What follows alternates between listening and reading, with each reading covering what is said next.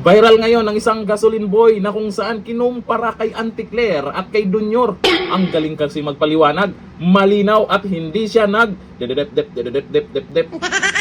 Pero tungkol po dyan sa pagtaas ng presyo ng langis at asahan po daw ng iba na talagang tuloy-tuloy ang pagtaas niyan.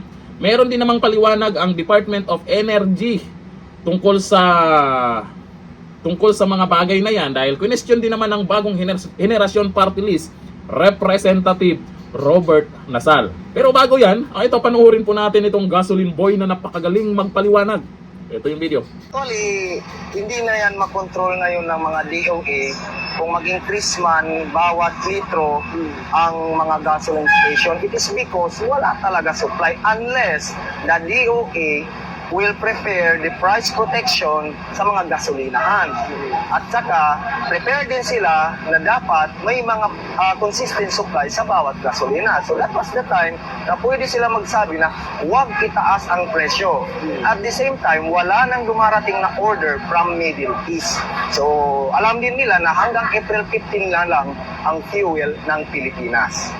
So yun na lang. So sabi nila sir, hindi sila No, wala na yun. Yun talaga. Wala tayong magagawa kasi wala tayong supply sa Pilipinas unless mag-allow ang Brunei at saka Malaysia. Pag-allow tayo magdala dito ang Brunei at saka Malaysia, possible pwedeng bumaba yung fuel.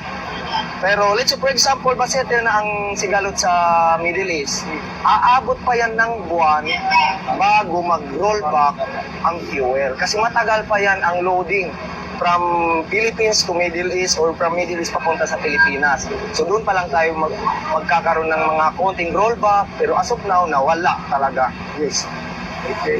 The President, with the expected Ito na, oil ito na. price hikes in the coming weeks and disruption in the global supply chain, I think it's also a fair assumption na tataas din po ang presyo ng ibang mga consumer goods. Are there certain goods that we are bracing for and what interventions are in place? Well, it all depends on how long this lasts. Kasi kung matagal ito, doon mararamdaman. It takes a little while for these price shocks to go through the system bago maramdaman yung daily consumers, maramdaman nila sa presyo ng mga iba't ibang produkto. But because there will be, siyempre magkakaroon ng effect yan Sumakit ulo ko eh. Diba? Magaling pa yung gasoline boy. Ayon po yan sa mga netizens na nakapanood ng video. Ito, panoorin din po natin ang paliwanag ng Department of Energy tungkol sa issue na yan. Dahil question din naman ni bagong henerasyon party list Representative Robert Nasal kung ano yung plano ng pamahalaan sa gitna ng tumitinding tensyon sa Middle East. O ito, panoorin natin ang video. On buffer stocks, ang reserve po ba natin is private or do we maintain certain amount na maintain ng government? Mr. Chair, the government does not have buffer stock. It's private.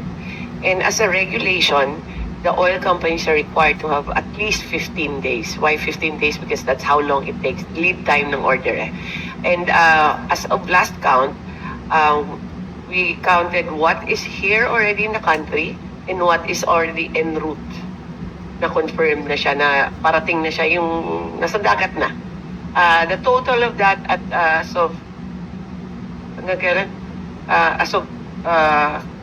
last Ayusin nyo.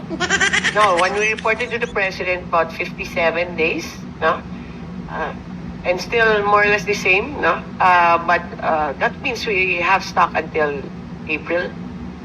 And that's on the private side lang. And now they're trying to call na their suppliers to order already for May to make sure that we have supply. Just another question, follow-up. Couldn't it be a consideration na magkaroon na po tayo ng emergency depot or parang meron tayong reserve?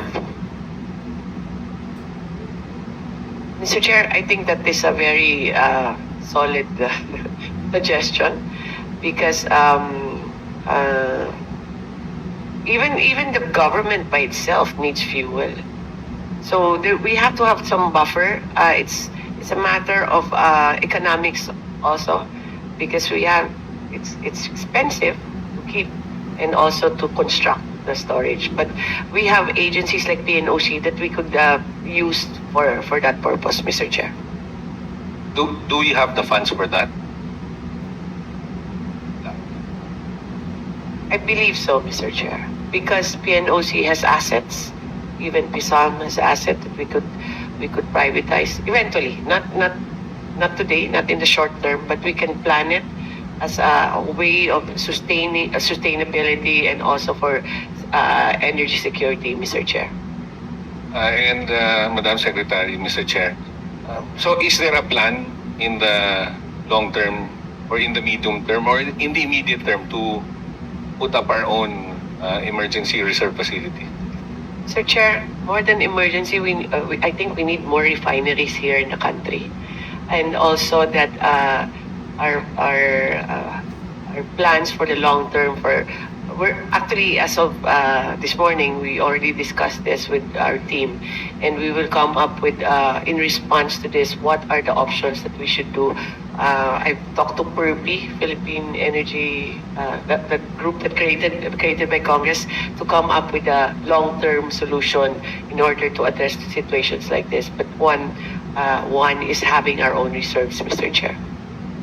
Thank you, Mr. Chair, Madam Secretary. Sana makahanap ng magandang paraan ang gobyerno natin tungkol sa patuloy na pagtaas ng presyo ng langis. Naku po, mararamdaman natin yan sa mga susunod na araw kasi malamang gagalaw din ang presyo ng mga bilihin.